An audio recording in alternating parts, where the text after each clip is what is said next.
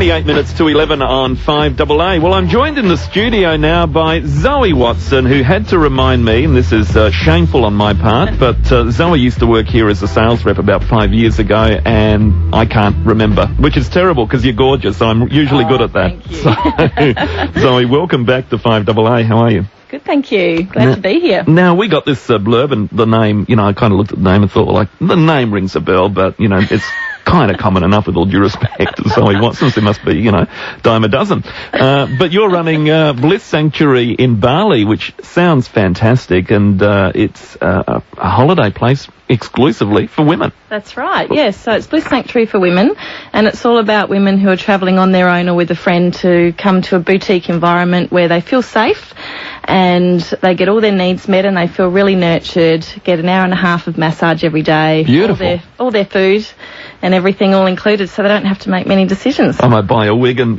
put on a dress. Yeah. That sounds fantastic. So, only for women. So what happens to the fellas in their lives? They go to their own sanctuary or just spend time at Kuta or don't go? Well, yeah, a lot of them don't go. It's been really quite amazing, the different women that have actually come and that we've met. A lot of them have jobs that they need to get away from and they need to have a bit of a rest. Some of them have gone through breakups, so they don't have a man in their life at the time. Others are mothers that need to go away and do their own thing away from the children and just spend that time nurturing themselves. And then there's even been quite a few younger ladies in their 20s coming after studying, all sorts. So I don't really know what the men do, but they tend to go surfing or fishing or whatever guys do. Yeah, indeed.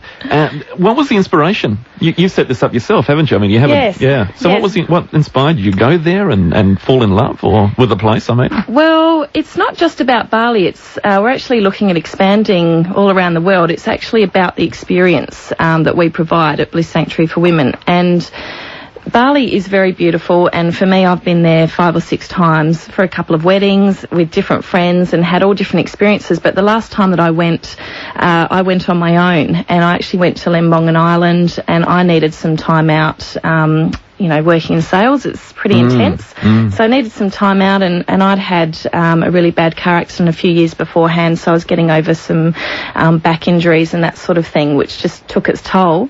But travelling alone is interesting. It can make you feel even more alone at times when you need to be nurturing yourself, and kind of got to the stage where at night time everything during the day is fine, breakfast is fine, but at night time when you go out to have dinner, you just feel a little bit alone. And I just came up with the idea, there's so many women who are travelling and need to travel and need to do things, and if you have time off at home, you just do home things. But to actually go away to an environment where you can completely relax is just a really big need out there, and that's what I thought, and that's what I've found since we've opened, which has been amazing.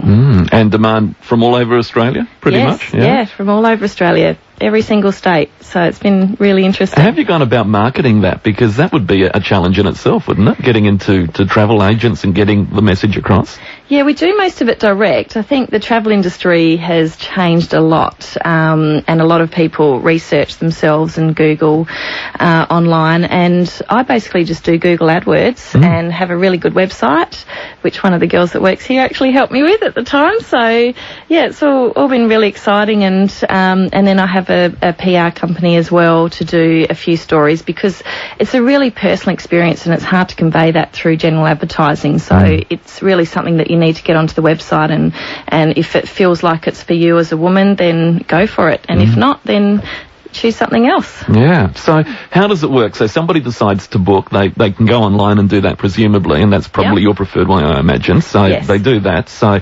then what happens? They jump on the plane and head over. Talk us through from there. Well, it's actually quite a personal experience from the time that they contact us initially. So as soon as somebody emails via the website rather than booking online, they will be in contact with me personally, and then I will talk them through the dates and the general inquiries, and then people tend to speak about why they're coming, and we build up a little bit of a rapport before they get there. It's really important to me that people feel safe and know what they're coming for, and creating something that's personal. So many things are not personal anymore, and when you're travelling on your own, it needs to be a very personal experience.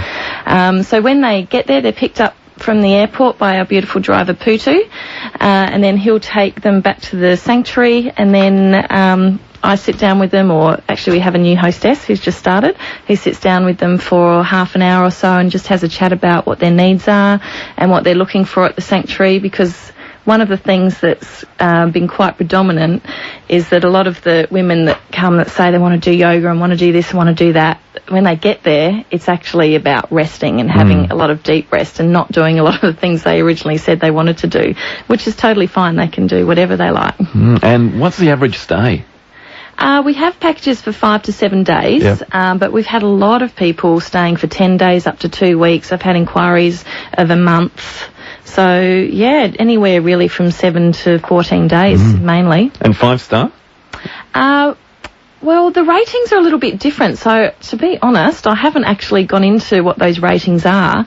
So we're boutique villa accommodation. Okay. A lot of the guests have you know, out of their mouths has come 5-star, but I wouldn't be able to say that specifically, but it is beautiful. And you'd be getting all age ranges, I imagine? Yes, actually, that has really astounded me. I honestly thought that we would get mid-30s to mid-50s, but we have had from 21 to 66. Wow, that's good. And it's an even spread, and it's really amazing. It's a good thing. Is it safe? I mean, that's one of the things, and I imagine if I was a woman wanting to travel, A, I'd be concerned about my safety, and B, Bali in general, given, you know, the terror attacks that have occurred there previously.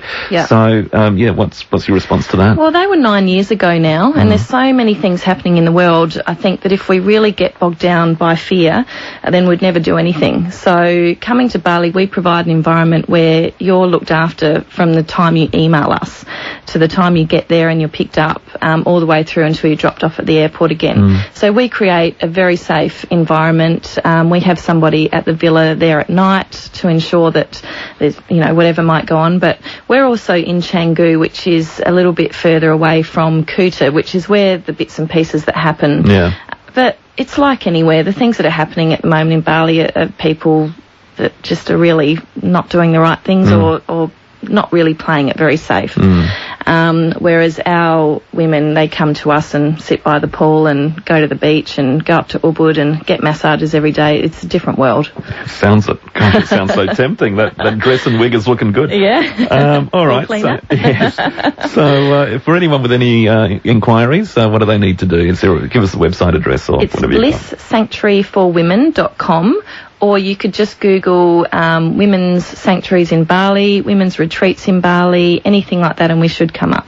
All right, terrific. So, Zoe, are you based here now? Are you based there? Where are you living? Well, I'm based there. That's a good question, actually, because I was thinking of setting something up back here because I was getting a little bit homesick towards the end of it. But I'm not going to. I'm going to go back to Bali and set something up there, and I've got my new hostess there, and we're actually opening up 2 more this year. So I'm going to be fairly busy over there. You are. So I think, So you're sticking to Bali, or you're going to branch out other places? We will branch out. For 2012, we want 2 more in Bali, just to get everything right. We've only been open 10 months, and we've actually been full for 8 of those months, which is quite amazing. So due to demand, I really do need to open up 2 more. And then I'd like to branch out to Spain, the Greek islands, Portugal, anywhere that's kind of like a third world playground, so to speak, to the larger countries is what we're looking at. All right, that's tremendous. So what do? Do you buy land? I mean, can you buy land in Indonesia, or do you have to lease for, you know, X amount of years or whatever? It's very interesting over there. I personally have used a leasing option, which is, you know, the business for me isn't about purchasing property. That's a completely different business in itself. For us, it's creating an environment that's conducive to women coming and self-nurturing. So I haven't bought land or gotten into any of that, and the laws just change all the time over there, and I've heard of land being taken away from people that have bought it and that sort of thing. And there's also another sense of security in being in business with a Balinese who owns the land.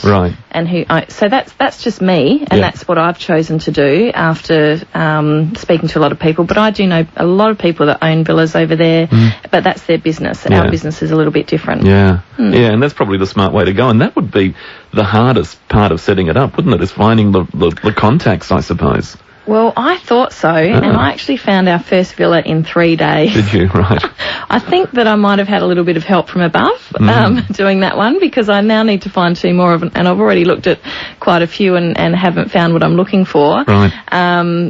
I really honestly feel that was just meant to be. Yeah. And I would say luck, but I think it's a little bit more than that. And it's just the perfect place that we've got there. And also the owner that owns that one, he may build another one. So if I can't find what I'm looking for, then he's happy to build exactly what we're after, and then I'll lease that from him. So we'll be looked after one way or another. Yeah, but I want to go up good. to Ubud, which will be nice. As far as Spain and Greece go, you can buy a Greek island now for the price of a Euros and a can of Coke. So maybe I will become, a bit of a landowner over there. Who knows? I think that's the way to go. I mean, seriously, villas in Spain, seafront, 150 grand or something. Really? Apparently. So, in Greece, as I said, you can buy an island with that at the moment. So an island would be good, actually. You're putting ideas in my head. There you go. Zoe's Island. It's got a ring to it already.